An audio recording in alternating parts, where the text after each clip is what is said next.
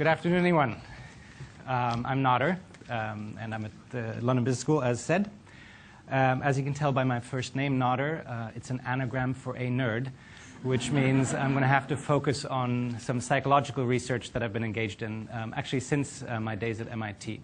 So here's an image, and kind of this research started with, as it often does, with the minutiae of everyday life.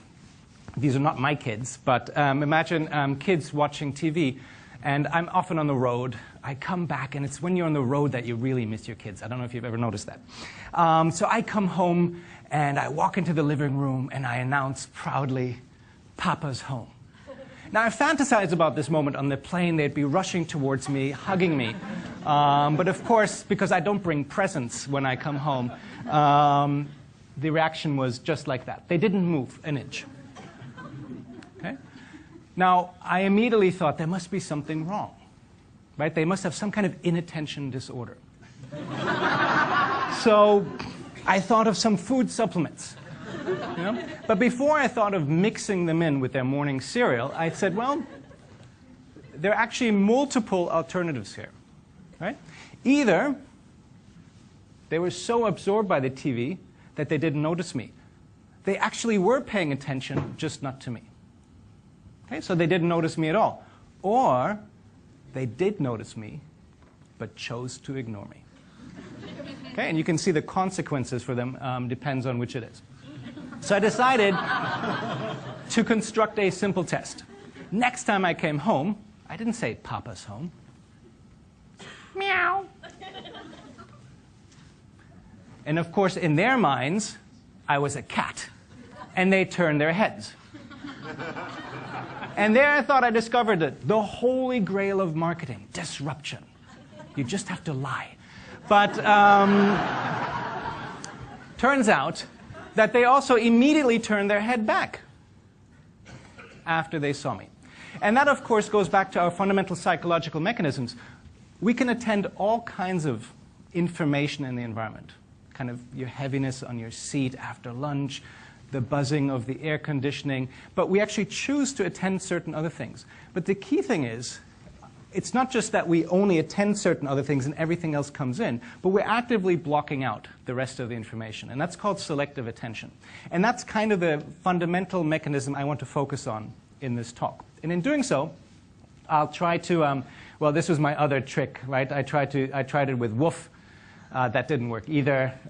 They literally chose to ignore me. So they know it's Papa, and no matter what sound goes off now, they will continue watching TV. So I'm going to try to explain the behavior of my children.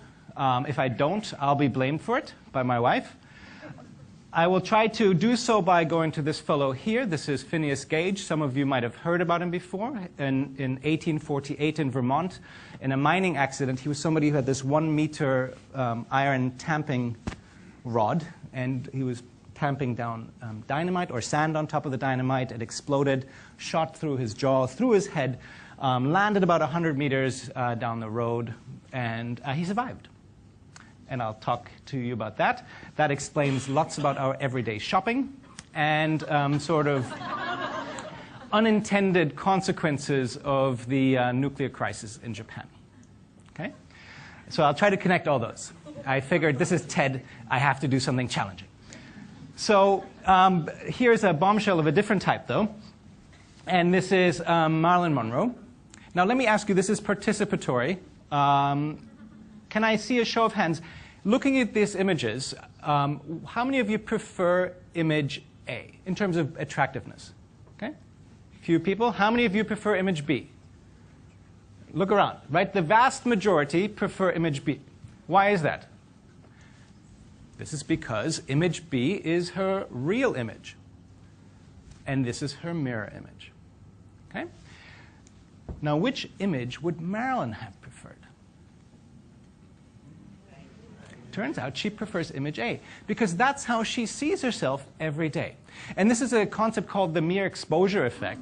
The more often we see things, the more we like them. They become familiar. Okay?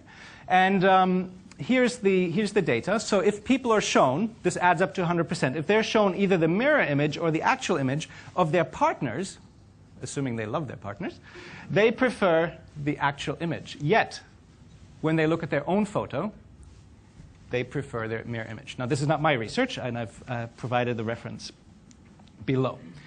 Now, this goes back to the mere exposure effect, which Bob Zajonc came up with in 1968. He showed people supposedly subliminally these polygons.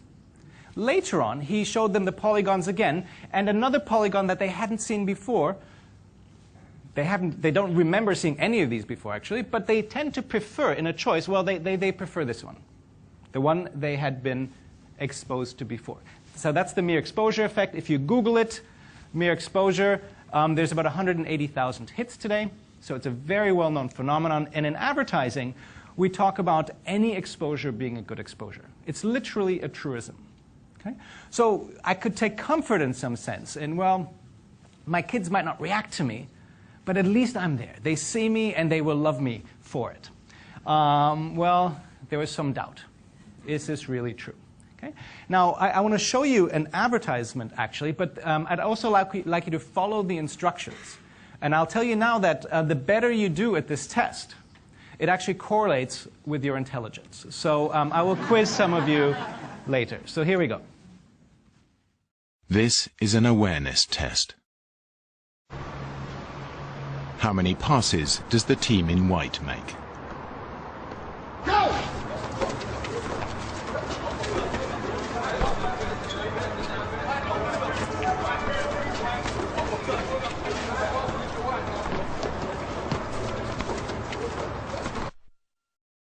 The answer is 13. But did you see the moonwalking bear? Go!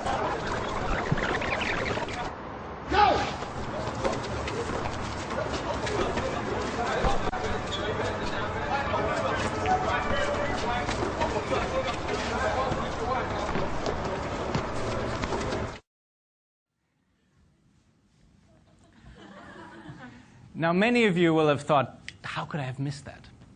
Well, it's because you're smart. So for those of you who saw it, you weren't focused enough. So this is like my children, right? They were focused on TV, while here you're focused on the passives, and you actively blocked out everything. And that's the real question I have, is how do you feel about the bear when you see it again? And we'll come back to that. So if you see your children and they don't react to you, take comfort, they're smart. This is baby Einstein. Okay? Now, of course, they have a very clear goal in front of them. And I'm competing with in some sense with that goal. In a very subtle way, we try to test this experimentally, and we try to see, well, how is your perceptual mechanism operating when you're alone versus when somebody is there? And actually, somebody doesn't actually have to be in the room with you. You can just imagine them being in the room. So some of the results I show you, people weren't actually in the presence of somebody else. They just imagined somebody was in the room with them. And the first test, I gave them a precise goal. I said, tell me, as quickly as you can, as it's a reaction time test, whether the word you're reading on the screen is a real word or a fake word, a scrambled word. And the goal we felt that would be activated if somebody else is in the room, especially of the opposite sex, which we always used, is the goal of social desirability. We have this goal to be socially desirable. So here, if we gave people words like paper that popped up, people were equally quick to recognize, yes, it's a real word, whether they were alone or with somebody else. Yet, when we gave them a word like pretty, they were much faster at recognizing it when somebody else was in the room. So in some sense, these goals are congruent. They work together. Also, in terms of memory, when we show them an advertisement like this, which relates to social desirability, when they imagined somebody in the room, they remembered this ad better. Now, we then said, well, how about a website like iVillage, when if you're a woman and you go to this internet for women, what does this do? It reminds you of your role as a woman in life. And if you see an ad for something like mascara, well, you should then remember it better. This is not a big effect, but all our theories tell us this is relevant to the goal I've activated, your goal as a woman. Now, what about a breast cancer ad? This is one of the major killers of women worldwide.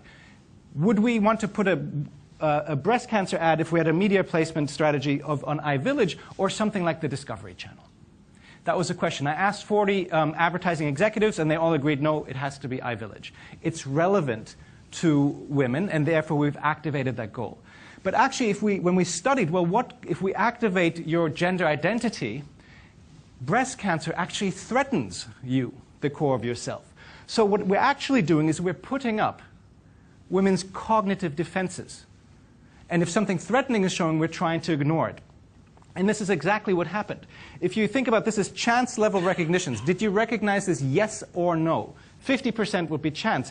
Only 33% of the women said they even remembered seeing this breast cancer ad. Also, when we did a similar activation of a woman's gender identity, and we asked women, are you at risk for breast cancer? They felt lower levels of risk compared to a control condition. And of course, risk perception drives behaviors such as breast self-examination. So this has serious consequences. Also, in terms of actual donations, compared to other cancers, in a control condition, this is the only cancer relating to women, 80% would give to this form of cancer rather than skin cancer. Yet, when we made women, when we activated their gender identity, less than half decided to give to ovarian cancer. So these have dramatic consequences in terms of goal activation. Now, the final study I want to show you is related to the feelings that might be involved here. And what we try to do is understand, well, if I see something, we have our emotional steering system attaches love or negative information to things we see. Do we like it? Do we not? And it collects it in some sort of a bucket. And this then guides how we view it later. And it was this ability that Phineas lost by his frontal lobes being blown out. He could no longer think into the future. He would make a poor shopper in some sense. And I'll come back to that. And this is in addition to this mere exposure effect. So when we show people objects, we give them an arbitrary goal, like focus on this, and then we expose them to another object, and then we later on ask them to choose between the object they had selected and then the one that they were only exposed to for the same amount of time. Most of them selected this one. What happens to the one they ignored when they have to choose between one they didn't have to say this, not that? 15% more people chose this. They actually deselected this object. So if you're shopping and you're grabbing your favorite shampoo, the one next to it is actively being deselected. So if you think about brand differentiation, it's merely about choosing something that it differentiates the brand going forward. So to summarize it, if you think about sort of disruption, but in some sense, as Tom talked about, this noise in the environment, just by attracting attention, that can have negative consequences. Okay? And it gets back to these goals. You all know the answer to this question. How many psychiatrists does it take to change a light bulb? Just one. But the light bulb really wants to have to change. Okay? So if we don't fit our goals, if we don't better serve the operating goals, we're not going to disrupt. We're merely going to interrupt. If we want to disrupt, we first have to change people's goals. And a dramatic effect of that is the nuclear power accident in Japan. Now, we talked about Egypt. For 30 years, Mubarak was at the helm. Well, in Germany, the Green Party, for 30 years, has been having this anti-nuclear message. Yet it was only in the weeks after the election, after this nuclear crisis, that they became the leading party in the state of Baden-Württemberg, after 60 years of the conservatives being in power. So these goals and linking to people's goals is absolutely critical to disrupt. It's not only about the message we send, but it's in a sense about the recipient of that message. So thank you very much.